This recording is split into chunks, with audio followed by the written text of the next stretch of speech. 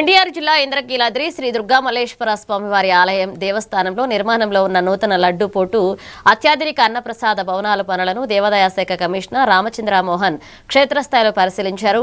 August 15లోగా అన్ని పనులు నాణ్యతతో పూర్తి చేసి శ్రావణ మాసంలో భక్తులకు అందుబాటులోకి తీసుకురావాలని అధికారులను ఆదేశించారు.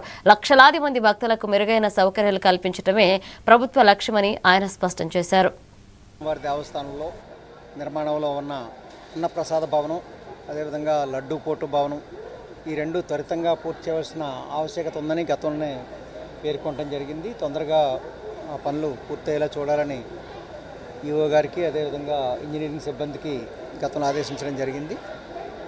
గతంలో 15 రోజుల క్రితం ఒకసారి పనులు పర్యవేక్షించడం జరిగింది. అప్పటికంటే ఇప్పుడు పనుల ప్రగతి కొంచెం సంతృప్తికరంగానే ఉంది. మిగిలిన పనులు కూడా వీలైనంత త్వరగా పూర్తి చేసి ఈ శ్రావణ మాసంలో, అంటే దసరా నవరాత్రులు ప్రారంభమయ్యేదాకా కాకుండా ఈ శ్రావణ మాసంలోనే ప్రారంభోత్సవం జరిగేలా అన్ని చర్యలు తీసుకోమని చెప్పడం జరిగింది. తొందరగా అన్నప్రసాద బిల్డింగ్ మరియు లడ్డుపోటు బిల్డింగ్ రెండు కూడా ఓపెన్ చేయడానికి ఆరా తీస్తున్నారు. ఇక్కడ అభివృద్ధి పనులు కూడా అంతే వేగంగా జరుగుతూ ఉంది. ఎట్టి పరిస్థితుల్లో మనకు ఈ ఆషాఢ మాసం కంప్లీట్ అయిపోగానే వచ్చే శ్రావణ మాసంలో భక్తులందరికీ కూడా ఈ రెండు భవనాల్ని ఓపెన్ చేసి భక్తులకు ఇవ్వాలని ఒక మంచి ఉద్దేశంతో పనిచేస్తున్నాము.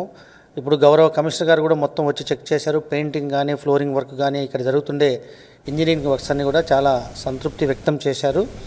ఎందుకంటే మనకు ఈ అన్నప్రసాద బిల్డింగ్ కనుక ఓపెన్ అయితే